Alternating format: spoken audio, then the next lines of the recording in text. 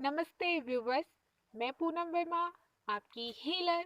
आप सभी का बहुत सारा वेलकम है गाइस आपके अपने यूट्यूब चैनल डिवाइन लव में।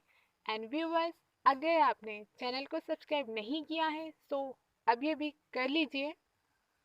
आज का वीडियो बहुत ही ज़्यादा इम्पोर्टेंट है and specially highly awaken twin flames के लिए है। ओके, ये वीडियो मैं कल ही अपलोड करना चाह रही थी, पर मेरे हेल्थ इश्यूज की वजह से मैं नहीं कर पाई। अगर मैं बात करूँ कल सुबह की एनर्जी की, कल सुबह डिवाइन फेमिनिन के साइड से बहुत ही ज़्यादा सैड एनर्जी रिसीव हो रही थी। एंड इसके अलावा कल नाइट में भी डिवाइन मस्कुलाइन के साइड से सेम एनर्जी रिसीव हुई। एंड इन एनर्जीज की इंटेंसिटी इतनी ज़्यादा थी, मुझे बहुत ही ज़्यादा रोना आया।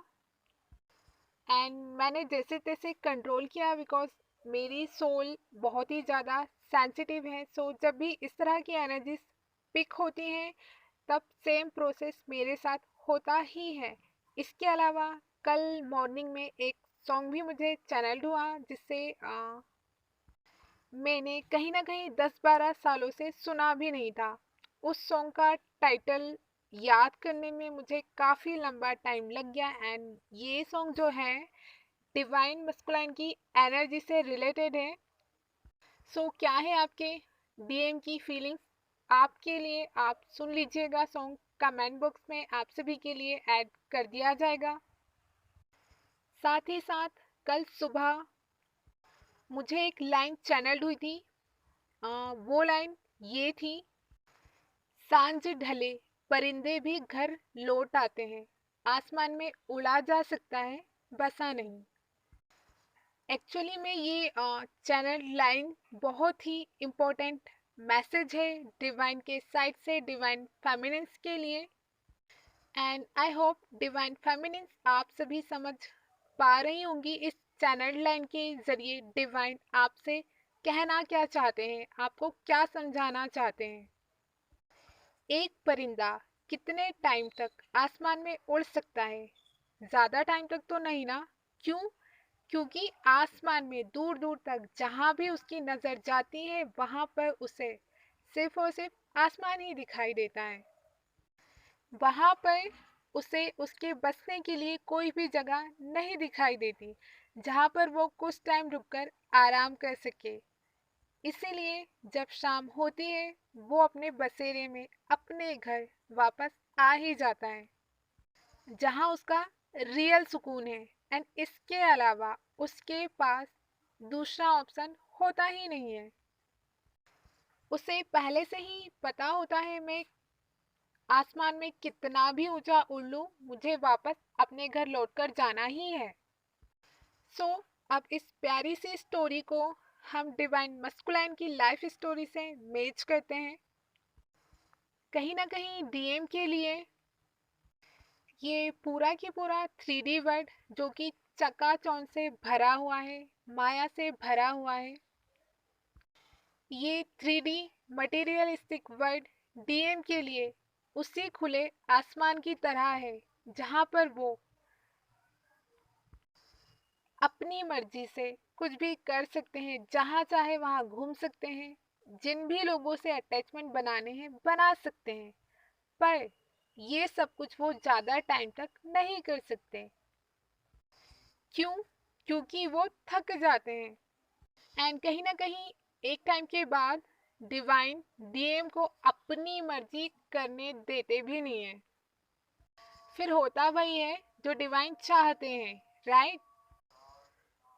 एंड एक टाइम बाद उन्हें ये रियलाइज हो ही जाता है ये 3D वर्ल्ड एक इल्यूजन है।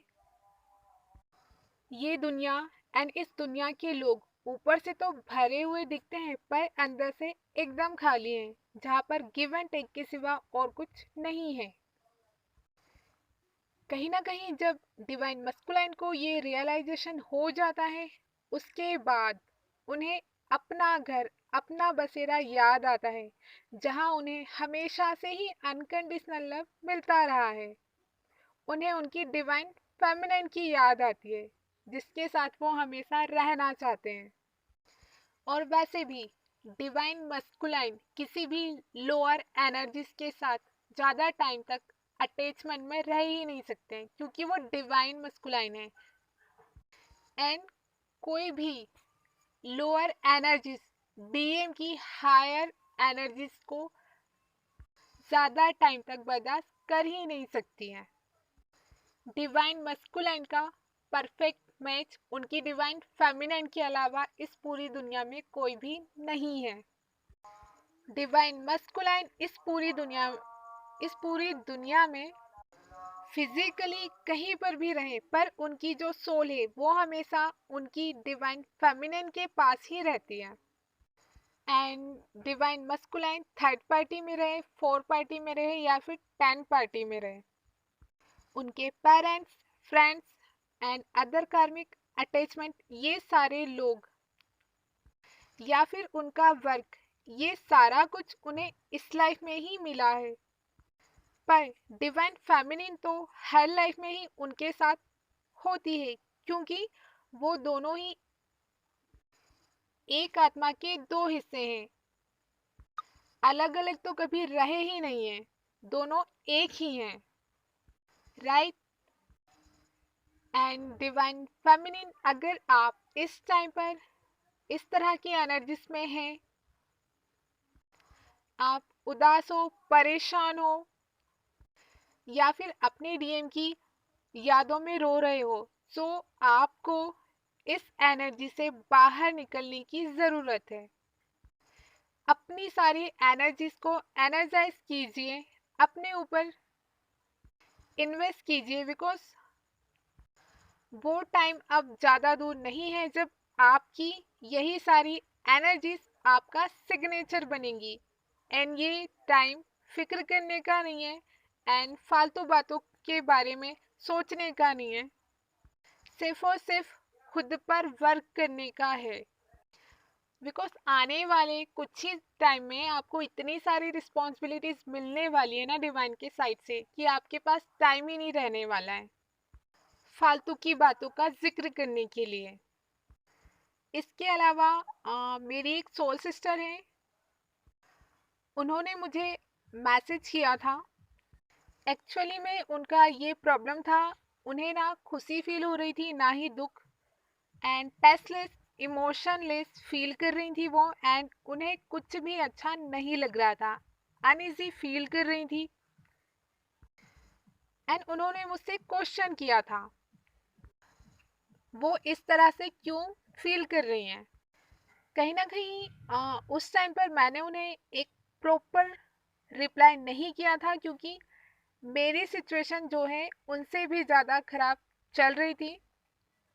अभी उसी सिचुएशन से गुजर रही हूँ मैं, क्योंकि जब भी ट्रांसफॉर्मेशन की एनर्जी आती है, सो कुछ हो ना हो, मुझे हेल्थ इश्यूज हो ही जाते हैं।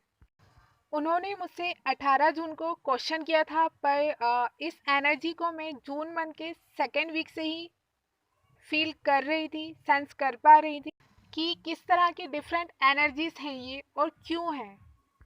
एंड अगर आपके साथ भी इसी तरह की सिचुएशंस हो रही हैं, इस तरह से आप फील कर रहे हो, टेस्टलेस, इमोशनलेस,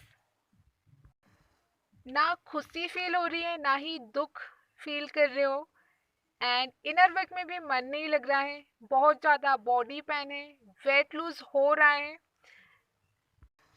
किसी काम में मन नहीं लग रहा, एंड कहीं ना कहीं मेमोरी लेस का इशू आया है, डेली रूटीन जो है पूरी तरह से डिस्टर्ब हो रखी है।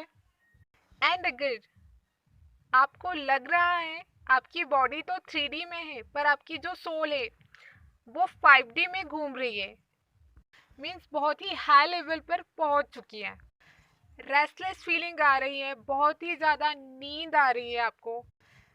सो इस टाइम पर इस तरह की सिचुएशंस आपके साथ बन रही हैं, बिकॉज यूनिवर्स के साइड से आपको हाई पावर की एनर्जीज दी गई हैं, ताकि आप अपनी 3D एंड 5D लाइफ को अच्छी तरह बैलेंस कर पाओ, अपनी सारी की सारी रिस्पॉन्सिबिलिटीज़ को अच्छी तरह कंप्लीट कर पाओ। एंड इसके अलावा मैंने अपने क्लास वीडियो में भी कहा था, आपके जितने भी पेंडिंग वर्क हैं उन्हें आपको फटाफट से कंप्लीट करना है, क्योंकि आने वाले टाइम में आप सभी की रिस्पॉन्सिबिलिटीज़ और भी ज़्यादा बढ़ने वाली है। एंड कहीं ना कहीं ये time extra care and extra balancing का है। हाई पावर की एनर्जीज आपको डिवाइन ब्लेसिंग्स के रूप में मिली हैं हायर पर्पस की तरफ आगे बढ़ने के लिए।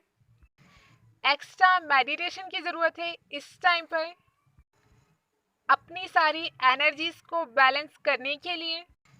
अपनी हायर सेल्फ से हमेशा कनेक्ट रहिए एंड डिवाइन से बहुत ही ज़्यादा क्लोज कनेक्शन बन रहा है इस टाइम पर। एंड आप देख पा रहे होंगे आपके मन में किसी भी चीज़ को लेकर अगर कोई डाउट या फिर कोई क्वेश्चन आया, सो उसका आंसर आपको किसी ना किसी रूप में डिवाइन दे रहे हैं बिना देर किए।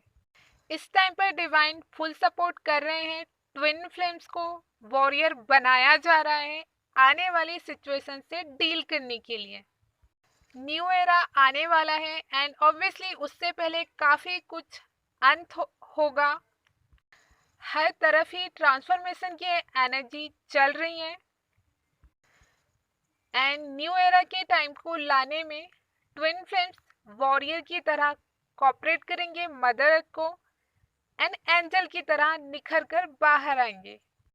एक लंबी यात्रा आपको करनी है जिसमें काफ़ी सारे चैलेंजेस तो होंगे, पर आप अकेले नहीं होंगे। डिवाइन हमेशा आपके साथ रहेंगे, आपके पास रहेंगे।